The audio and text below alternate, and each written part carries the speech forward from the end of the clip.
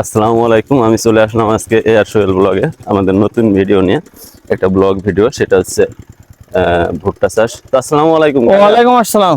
কেমন আছেন? আল্লাহ ভালোই রেখেছে, আলহামদুলিল্লাহ। তো কি কি করতেছেন আপনি? আমি এই যে ভুট্টা সার বুনছি। ও আচ্ছা, ভুট্টায় সার দিয়েছেন। কি কি সার দিয়েছেন আজকে?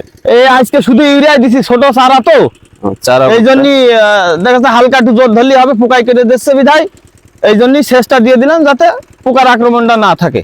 আচ্ছা, এই সেচ দিলে কি পোকা কম লাগে? সেচ দিলে পোকা কম লাগে, পাখিতে সব পোকাগুলো খেয়ে যায়। ও আচ্ছা, পোকা মাটির নিচেতে উঠে আসে? হ্যাঁ, পোকা মাটির নিচে তো উঠে আসে, আর ওই সময় পাখিতে খেয়ে যায়। এই ভুট্টায় কি স্প্রে করা লাগে? হ্যাঁ, স্প্রে করা লাগে। এই যে পাতা স্প্রে করেছি, স্প্রে করেছি। স্প্রে করার পরে কালকে সেচ দিয়েছি। আগের দিন স্প্রে করেছি, পরের দিন সেচ দিয়েছি। মানে একদিন পর পর ডোজ চলে? একদিন পর। তো এখন এই ভুট্টা উঠতে আর কতদিন লাগবে? চৈত মাসের শেষ গো সরবে, চৈত মাসের ভিতরে উঠে যাবে। আচ্ছা, আপনি কি প্রতি বছরই এই ভুট্টা লাগান? আমি এই জমিটা প্রত্যেক বছর ভুট্টা লাগাই। এই জমিটা আমার 18 কাঠা, আর এই জমিটা কিনেছি 3 কাঠা জমি। হ্যাঁ। এই জমিটা আর এই জমিটা থেকে 21 কাঠা জমি।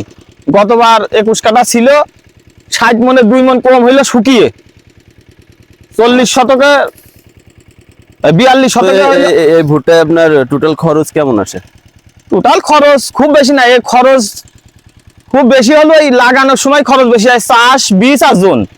পরবর্তীতে খরচ কমে। বেসন আপনার প্রতি কেজি হিসাবে কেজি কত করে লাগে? এই 800 টাকা কেজি বেসন। তো অনেক খরচ। হ্যাঁ, বেশি। 1 কেজি বেসনে কতটুকু হয়?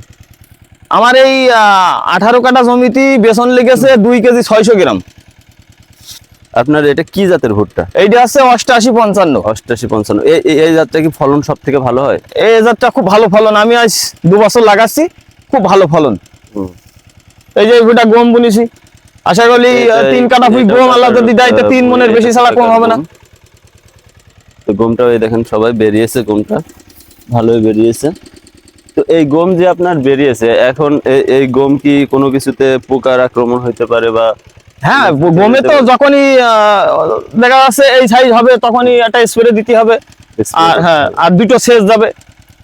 আচ্ছা, আমরা আজকে ভুট্টা সম্পর্কে জানি। সেটা হচ্ছে ভুট্টা এই যে আপনি লাগিয়েছেন, এরপরে এখন করণীয় কি আছে? এখন করণীয় জো হলে এটা কুপা দেবো।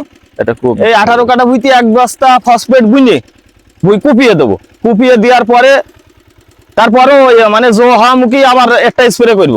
তারপরে 1 বস্তা ফসফেট দিয়ে কুপিয়ে আবার সেচ দেবো একটা।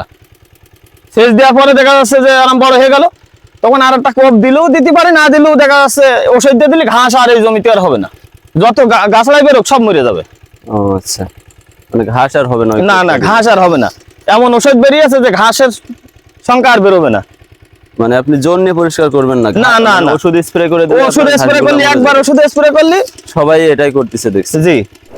তো আজকে আমি আসছিলাম আমাদেরই মাঠে। তো ওহিদুল কাকার ভুঁই এটা।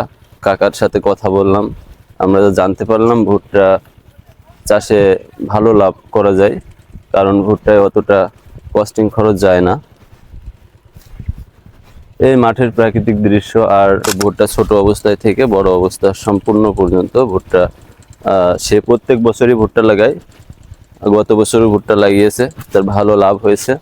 তো আমরা আজকে জানলাম ভুট্টা লাগানো থেকে শুরু করে ভুট্টার শেষ পর্যন্ত কেমন কি করতে হয়। আজকে এইটাই ছিল আমাদের ভিডিও। তো এমন ভিডিও আপনাদের যদি পছন্দ হয়, আরও নতুন নতুন ভিডিও নিয়ে ইনশাল্লাহ আমরা আপনাদের কাছে আসবো। এর জন্য আপনারা লাইক, কমেন্ট, শেয়ার করে পেজটা সবার দেখার সুযোগ করে দেন, এবং ইউটিউব চ্যানেলটাকে সবাই সাবস্ক্রাইব করে দিবেন। আসসালামু আলাইকুম।